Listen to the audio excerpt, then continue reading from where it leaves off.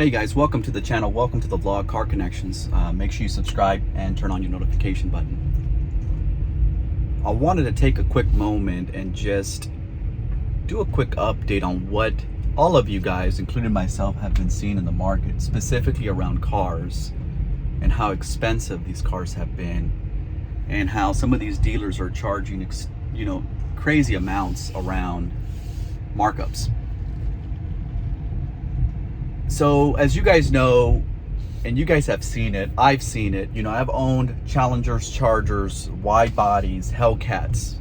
I've owned them. I've owned all those cars.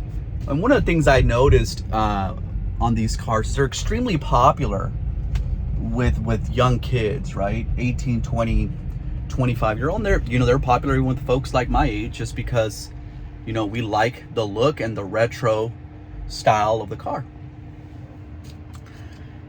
But one thing I've noticed, and I've posted a video in the past around stop it, you can't afford it. And one thing I've noticed is a lot of these cars, guys, are extremely popular with young kids, or young adults, if you want to call it. And I honestly believe that what we're going to start to see in the coming months is an affordability issue with these cars. See, some of these kids have these cars and they were co-signed by their parents.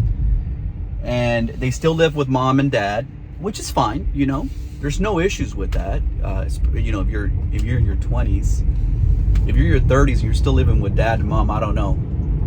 Maybe, hopefully, you're living with mom and dad to help them out. Maybe financially. You're not just living with them just to, whatever. But what I share with you guys is that these cars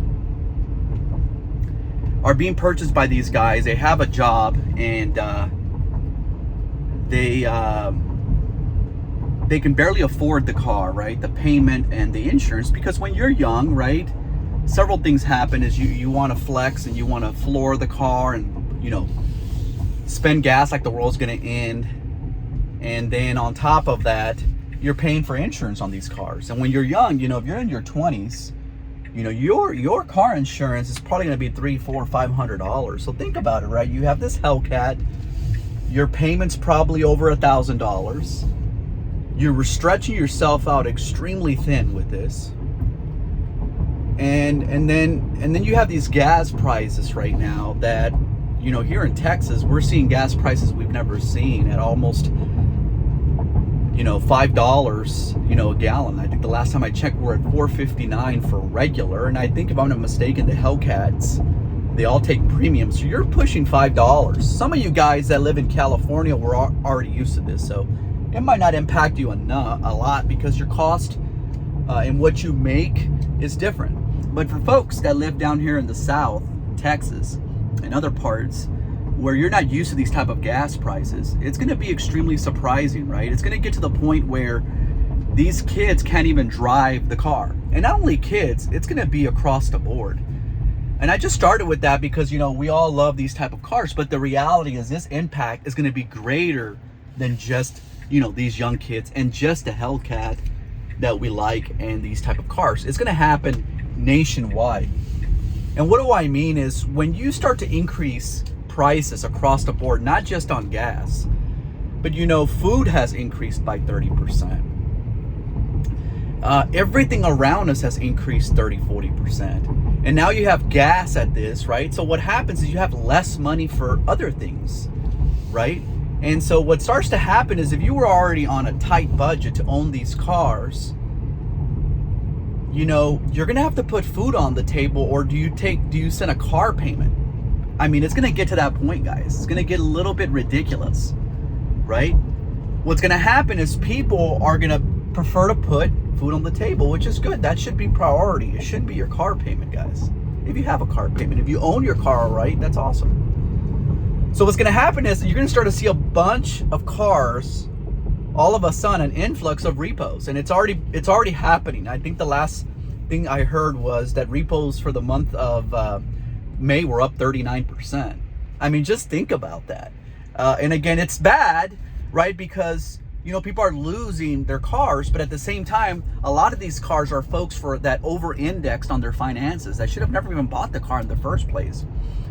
And you know, to be fair, about a year ago, there was so much money being pumped into the system that people were, you know, having this layers of money and then having their parents co-sign to have extremely good credit.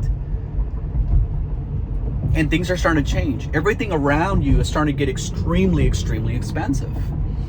And not only are things getting expensive, but the affordability is starting to go out the window on cars. And so again, I think there's going to be an influx. And why am I saying this is because it's just bound to happen, guys. It's just part of the journey of how the ecosystem and the government that we live in. It's just the way it is. You know, there's ups and flows. Sometimes it can take, you know, 3, 5, 8, 10 years to have these ebbs and flows in the economy. And you know, it's been great, but all of a sudden, you know, with this high inflation, all of a sudden things are going to be turning for the worst for some people, right? If you've been patient and you've been wanting one of these cars for a while, all of a sudden you're going to see a bunch of them showing up at the dealerships, at the used car dealerships. Is it going to happen tomorrow? Probably not. Does it take a little longer for all of this to come to fruition? Yeah, absolutely. But it's going to happen, guys. It's going to happen fairly soon. I give it maybe 3 months max.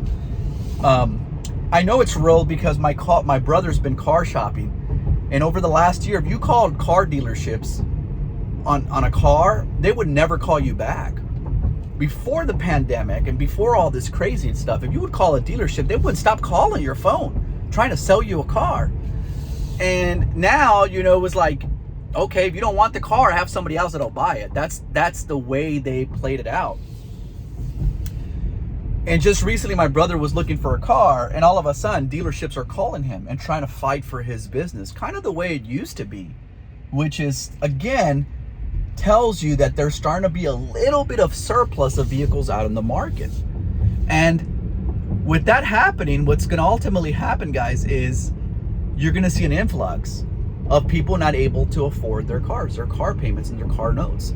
And so all of a sudden, you're going to see all these cars shoot up in the market, and they're going to be at a discounted rate. They just are. And so what sucks the most, too, is for some of you guys that bought these cars with markup. So imagine those kids that went over there and bought a Hellcat or a wide-body Charger, you know, car that's maybe, say, a wide-body Charger is like a $50,000 car, but you paid $60,000 or $65,000 because you couldn't wait. So now you have a car that's in the water, say $15K. The market is getting, you know, an influx of these cars. So the value of your car is even going down, which then forces you to say, why do I even pay this car? This car's not even worth it. You know, you bought a car for say 60, 65, but it's now worth 45 or 40,000 because there's so many in the market. Nobody wants them now. And on top of that, what's going to happen with these gas guzzler guys is people are going to want to get rid of these cars because, you know, they're gas guzzlers. And this is regardless if you can afford it, guys, right? I'm telling you, even if you could afford, you know, putting gas at the pump every 3 or 4 days in a Hellcat, $100, because it uses premium, at least $100 is probably what people are paying at the pump right now.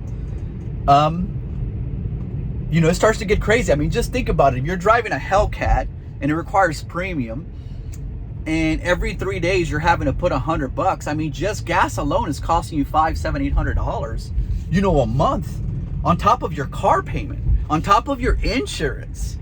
It's not going to make sense, guys. So people are going to start to, you know, get rid of these cars. Sooner or later, it's going to catch up. And what's going to happen is there's going to be a bottleneck. And next, you know, you have all these cars are available at a discounted price. And you have people that are overpaid on their cars substantially. And now you're really in the hole. And so it's almost like the mortgage crisis, you know, that folks had back in 2008, where they had these subprime loans that were happening, and the houses were being bought at these, you know, ridiculous prices. And then these people were in the hole in these homes. It was better for them just to sell it and take a hit than, you know, keeping the house. Similar almost in the car market. So get ready for that, guys, because there will be an influx. So if you've been patient and you want one of these cars, you're probably going to have an opportunity to get one of these cars at a really good price in about 2 to 3 months, if not even sooner. It all just depends. It's going to happen.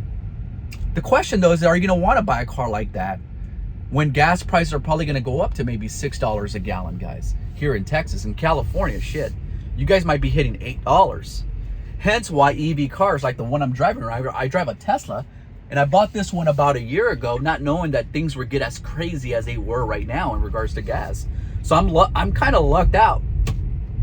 And all EV cars like the one I'm in right now have actually gone up in price, right? I bought my Tesla Model 3 that I'm in right now, Performance, for I think 55, 56. I could probably sell it right now for Carvana to about 60. And I've had the car for a year, so they're going up in value because everybody wants these kind of cars because it's fuel efficient. Meaning they use no fuel. They're completely efficient, right? So I just wanted to post this, guys. So if you guys are out in the market, your patience might be paying off in the next 2-3 months. However, I think gas prices will still be high. So maybe it's not a smart move to buy this car. Unless you have other forms of transportation where it's not your primary car, then it's going to be prime real estate for you to buy that car, man. If you've been looking for one and you've been patient, it might work out to your benefit to buy the car. If you have other modes, maybe you have a fuel efficient car that maybe the Hellcat's not your daily driver, which is awesome. Then the fuel prices don't matter because you really don't, you're not going to be putting $100 of gas, every 2-3 days. You'll put $100 of gas on a non-daily driver maybe once a month, if that, because you're using your other fuel efficient vehicle. But for those that this is your primary car, I think a lot of people are just going to pass on these cars because the cost to own these cars is going to be too much. It just doesn't make sense, guys, right? It just doesn't make, it's going to add even additional pressure to specific cars to become even, they're going to start almost giving them away, if you want to call it. And not giving them away. If you guys remember, I remember there was a gas, I can't remember exactly what year it was. What year was it? I think it was in the 2000s, but they were just discounting Suburbans and these big ass SUVs like crazy, like $15,000 off sticker, $18,000, because people weren't buying them. They were just sitting on the lot. That's for new. Imagine what's going to happen to the used car market when, it gets crazy, guys. I mean, it just gets crazy. So be on the lookout if you're looking for the deal. And it sucks for some of you guys who are probably in the boat I'm describing right now, which is you're over your head when you bought the car, and now you're really over your head because you stretched yourself so thin on your budget that you can't even afford the gas to drive the car, that you're making this big ass payment. So it's like, okay, I'm making this big ass payment on this car, but I don't want to drive it because gas is so expensive. Why the hell do I keep this car? Why am I paying $1,200, $1,400 on a car I can't drive that's just sitting there in my driveway? That doesn't include insurance, guys, right?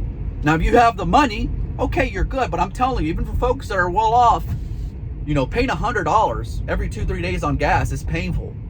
Nobody wants to doing that, guys. Even some of the most wealthy people they don't like spending money on gas like that. That's stupid. So I want to post this real quick. It's been a while. Stay tuned for more. I need to do again a review on my wife's new Nissan Pathfinder. Got rid of the Durango, which was a gas guzzler. Love the Durango though. Again, we missed the Durango Hellcat, but it was the right move. Again, it was the right move. So look for more content to come, guys. Make sure you subscribe. Again, turn on your notification button and hit the thumbs up. Peace.